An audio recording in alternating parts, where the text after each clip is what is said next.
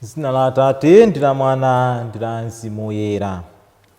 Ndikulandireni abale nonse mwa Ambuye. Panopa tiyankhuleni Ambuye. Ndipo lero ndi la Mulungu pa 19 Novemba mchaka cha 2023.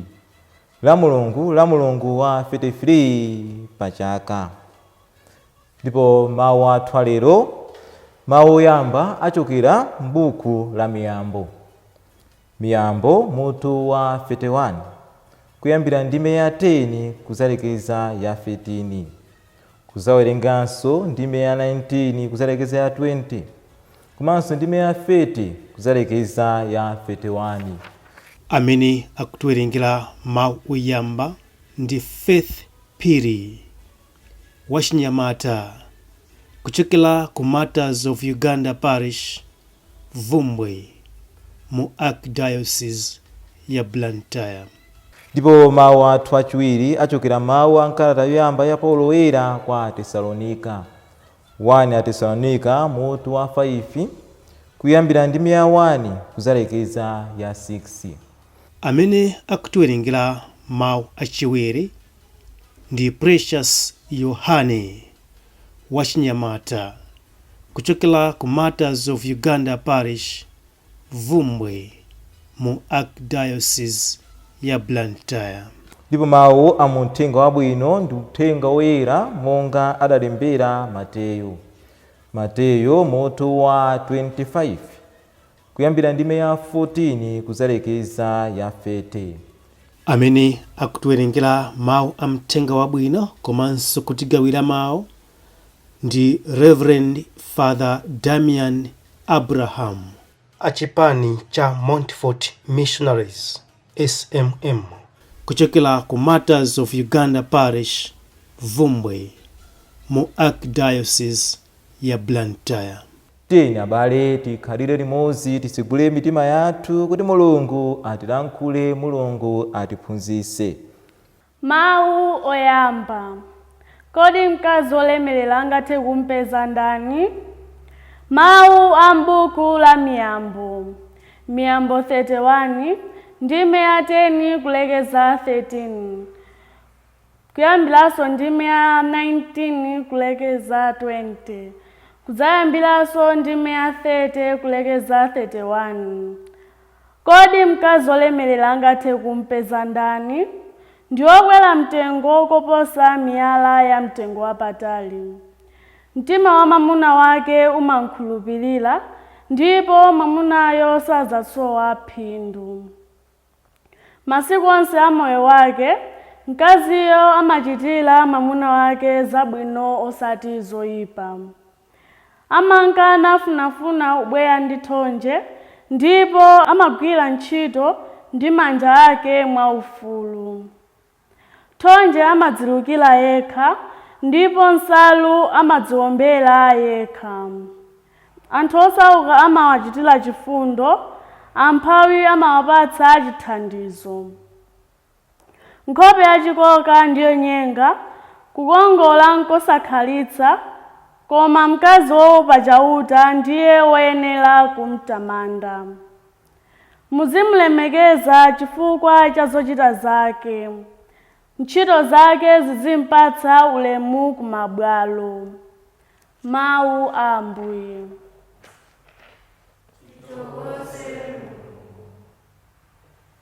Koma inu abale, simuli mchimbulimbuli kuti sikulo nkukudzidzimusani ngati mbala. Mawu achiwiri. Mawu a nkalata yoyamba ya Paulo woyera kwa Atesalonika. 1 Atesalonika 5 ndime ya 1 kuzalekeza 6. Abale, nthawi ndi nyengo yake zizachitika zimenezi. Nkosafunika kuti ndichite kukulemberani. Inu nomwe mukudziwa bwino tsiku la Ambuye likuzafika ngati mbala ya usiku, pamene anthu azikati pali mtendere, tili bwino, mpamene chiwonongeko chizawagwera modzidzimusa. Chizawadzidzimusa monga momwe zowawa zimanchitikira mkazi pa nthawi yoti achire, ndipo sadzatha konse kuchizemba. Koma inu abale, simuli mchimbulimbuli kuti sikulo nkukuzizimusani ngati mbala. Pajatu nonsenu zanu zonse ndi zakuwala, ndiye kuti zausana. Ife zathu si za usiku kapena za mundima ayi. N'chifukwa chake sono tisagone tulo monga momwe amachitira anthu ena. Ife tikhale maso, tikhale osaledzera. Mawu a Ambuye.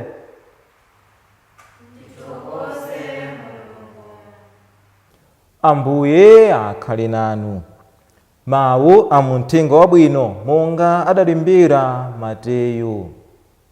Mateyu mutu wa 25 kuyambira ndime ya 14 kuzalekeza ya 30.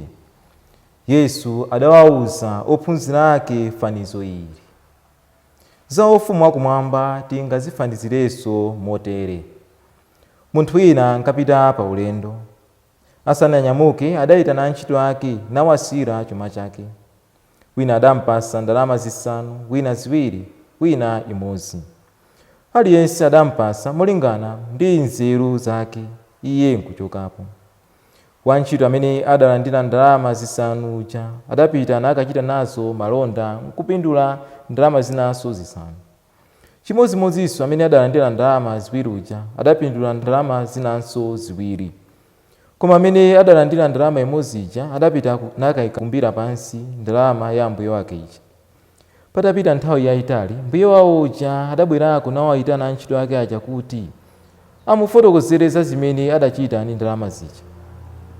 Wantchito amene adalandira ndalama zisanu uja adabwera ndi zisanu zinanso nati, Ambuye, mudandisira ndalama zisanu. Onani, ndapindula zisanu zinanso izi. Mbuye wakeyo adamuwuza kuti, udachita bwino kwa basi, ndiwe mtumiki wabwino ndi wokhulupirika. Tsono popeza kuti udakhulupirika pa zinthu zochepa, ndidzakuyika kuti uziyang'anira zinthu zambiri. Bwera uzakondwere pamodzi ndi ine mbuye wako. Nayenso wantchito amene adalandira ndalama ziwiri uja adabwera nati, Ambuye, mukudandisira ndalama ziwiri, onani, ndapindula ziwiri zinanso izi. Mbuye wake adamuwuza kuti, udachita bwino, ndiwe mtumiki wabwino ndi wokhulupirika. Tsono popeza kuti udakhulupirika pa zinthu zochepa, ndidzakuyika kuti uziyang'anira zinthu zambiri. Bwera uzakondwere pamodzi ndi ine mbuye wako. Nayenso amene adalandira ndalama imodzi uja adabwera nati, Ambuye, ine ndinkadziwa kuti ndinu munthu wamkhwizi, mumakolola kumene simudadzale, ndipo mumasonkhanitsa zinthu kumene simudafese mbewu. Ndiye ndinkachita mantha, choncho ndidayikumbira pansi ndalama yanu ija. Nayi tsono ndalama yanuyo. Apo mbuye wake uja adamuwuza kuti, ndiwe wantchito woyipa ndi waulesi. Kani unkadziwa kuti ineyo ndimakolola kumene sitidadzale, ndipo ndimasonkhanitsa zinthu kumene sitidafese mbewu? Tsonotu udayenera kukayika ku banki ndalama yangayo. Ine pobwera ndikadadzalandira pamodzi ndi chiwongoladzanja chake. Mlandeni ndalamayi muyipereke kwa amene ali ndi ndalama khumiyo. Pajatu aliyense amene ali ndi kanthu adzamuwonjezera zina, choncho adzakhala ndi zochuluka koposa. Koma amene alibe kanthu, ngakhale kamene ali nakoko, adzamulandabe. Tsono mtumiki wopanda pakeyo kamponyeni kunja ku mdima. Kumeneko azikalira ndi kukukuta mano. Uthenga wa Ambuye.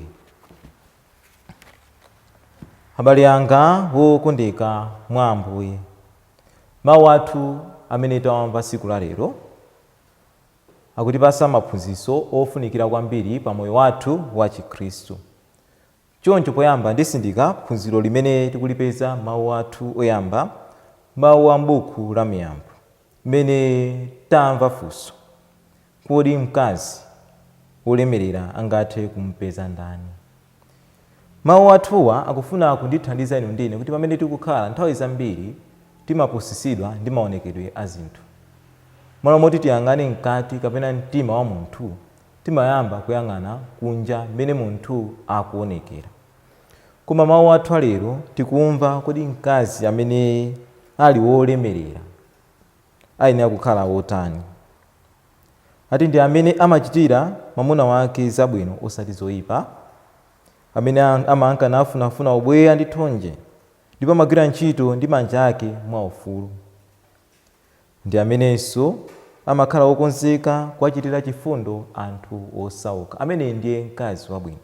Izi zikufuna kungotiphunzitsa kuti nthawi zambiri timapusisidwa ndi maonekedwe, ndipo mawu athu aja akusindikanso kuti nkhope yachikoka ndi yonyenga, kukongola sikokhalisa. Kusonyeza kuti maonekedwe samakhalisa. Munthu mmene amaonekera, mmene anali mwana kufikira siku la lero samakhala chimodzimodzi, siku ndi siku amakhala akusintha. Maonekedwe amatha, maonekedwe amasintha. Choncho tingati tisatira maonekedwe tizakhala anthu okhumudwa. Pamene taona maonekedwe a chinthu chija chasinthika, ife tizabwerera mbuyo ndipo tizayamba kutaya mtima, mwinanso kuganiza zoyipa zimene. Choncho pamoyo wathu tiyeni tisamasatire maonekedwe a chinthu, koma tiziyang'ana mtima wa munthu, makhalidwe a munthu amene ali nawo. Ena oyimba ananena kale kuti khalidwe ndi chuma. Pamene tikhala ndi khalidwe labwino timalemekezeka, timalemerera pakati pa anthu. Ndipo enanso ananenanso adayimba mu nyimbo yawo kuti kukongola sadyera nsima. Kusonyeza kuti pamoyo wathu tisamayang'ane kukongola kwa chinthu koma mtima, khalidwe wa munthu. Anthu ambiri lero agwa muzovuta makamaka pamoyo wawo wa banja, kuti nthawi zambiri adangoyang'ana maonekedwe a zinthu kapena maonekedwe a munthu, koma osaziwa mtima wa munthu. Chofunika tisayang'ane maonekedwe koma kodi munthu amene ndikufunayo, amene tikukhala naye mtima wake ndi otani. Ndiponso pamene tikusankha anthu ngakhale madindo osiyanasiyana tisamayang'ane mwina kuti amavala bwanji, amaoneka bwanji, koma tiziyang'ana kodi munthuyu mtima wake ndi otani, khalidwe yake ndi otani, kodi mbiri yake ndi otani ya munthuyu. Tiyeni mawu athu oyamba amiyambo tiphunzire ndithu kuti tizisatira mtima wa munthu, khalidwe la munthu osati maonekedwe a chinthu, ndikuzindikira kuti maonekedwe amapusisa nthawi zonse. Ndipo tikapita mu uthenga wathu wabwino wa lero, ndi uthenga okoma kwambiri umene ukufuna kutiphunzitsa komanso kutilimbikitsa kuti pamene Mulungu adatilenga sadangutilenga choncho. Mulungu adatipasa mphaso zosiyanasiyana, ndipo adafuna kuti mphaso zimenezi tisangokhala nazo choncho ayi, kapena tizivindikire ayi, koma tiyenera kuzigwiritsa ntchito potumikira Mulungu komanso kutumikira anzathu moyenera. Mawu athu amene tawamva lero mu uthenga wabwino wa lero, tamva za fanizo limene Ambuye Yesu akufanizira za ufumu wakumwamba. Ndipo tamva kuti munthu ina adali pa ulendo, ndipo akuti asadanyamuke adayitana antchito wake nawasira chuma chake. Ndipo tamva kuti wina adampasa ndalama 5, wina adampasa ndalama 2, ndipo winanso adampasa ndalama 1. Ndipo iye adachoka. Koma kuti atachoka, itafika nthawi yoti tsopano abwerera aone kuti kodi antchito aja agwiritsa bwanji ntchito ndalama zija, kodi apindula kapena ayi.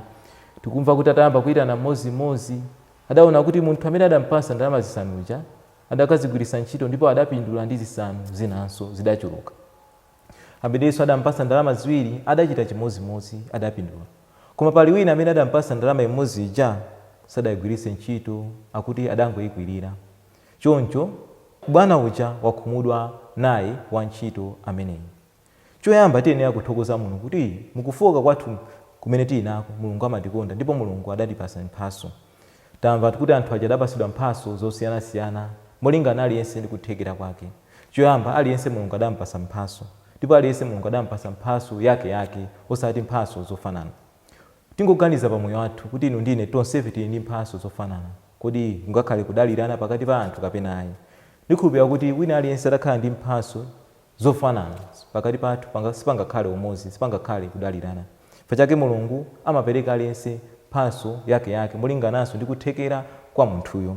Koma kawirikawiri tikamakhala pamoyo wathu, ambiri mwa ife timavundikira mphaso zathu, timazikwirira, timachita nazo manyazi, malo moti tumitumikire nazo Mulungu. Malo moti tilimbane ndi mphaso zathu, tizigwiritse ntchito moyenera kuti zikule, timalimbana ndi mphaso za anzathu. Pachifukwa chimene timayamba kukhala anthu ansanje, anthu ofunira anzathu zoyipa. Koma tiyenera kuzindikira kuti mphaso imene anzathu ali nayo ife sitingamulande chifukwa anampasa mphasoyo ndi Mulungu. Pamene tikukhala pansi pano, Mulungu akuyembekezera kuti inu ndine tipindule makamaka pa mphaso zimene ife tili nazo, tiyenera kuzigwiritsa ntchito moyenera. Lero tizifunse kuti mphaso zimene ife tili nazo tikuzigwiritsa ntchito motani. Ambiri mwa ife tikuzigwiritsa ntchito mphaso zathu molakwika. Mphaso zathu zikutipangisa ife kukhala anthu onyada, anthu omuyiwala Mulungu, anthu olephera kupanga ubale ndi anzathu, anthu ofunira anzathu zoyipa, anthu osafuna kuwathandiza anzathu pamene ali mavuto. Nthawi zinanso kuti anzathu tiwatumikire ndi mphaso zathu, timafuna kuti mwina atigwadire, atipembeze. Koma lero Mulungu akuti mphaso zimene tili nazo tiyamike poyamba Mulungu kuti anatipasa mphaso imeneyi. Mphaso ingakule ingachepe motani ndi mphaso basi, chifukwa ife tinalibe mphasoyo, Mulungu adachita kutipasa. Choncho mphaso ndi mphaso imene tiyenera kuyigwiritsa ntchito, kuyinyadira, tisamapepuse mphaso zimene ife Mulungu adatipasa kapena kumaziderera. Choncho tikaona mphaso zimene anzathu ali nazo, nthawi yoti ifeso tiziphunzira kuchokera kwa anzathu, kuti tizipeza chithandizo kwa anzathu. Mphaso yanu mukayigwiritsa ntchito moyenera, anzanu azapindula nayo. Chimodzimodzi anzanu akayigwiritsa ntchito mphaso imene ali nawo moyenera, inunso muzapindula nayo. Tiyeni nthawi zonse tikamakhala tizikhala okondwera ndi madalitso komanso mphaso zimene anzathu ali nazo. Tiyeni lero abale timpemphe Mulungu kuti atithandize poyamba kuti tizithokoza Mulungu, chifukwa Mulungu adatikomera mtima, adatipasa mphaso. Ndipo tikudziwa kuti mphasozi podalira chithandizo cha ife tokha sitingazigwiritse ntchito moyenera. Tipemphe Mulungu kuti atitumizire Mzimu Woyera pakati pathu utithandize kuti uzitiunikira nthawi zonse kuti tizigwiritsa ntchito mphaso zathu moyenera ndi kumanyadira mphaso zimene ife tili nazo, komanso kumanyadira mphaso zimene anzathu ali nazo. Amen. Ambuye akhale nanu. Akudaliseni Mulungu wamphamvu zonse, Atate ndi Mwana ndi Mzimu Woyera. Mukhale ndi la Mulungu lopambana.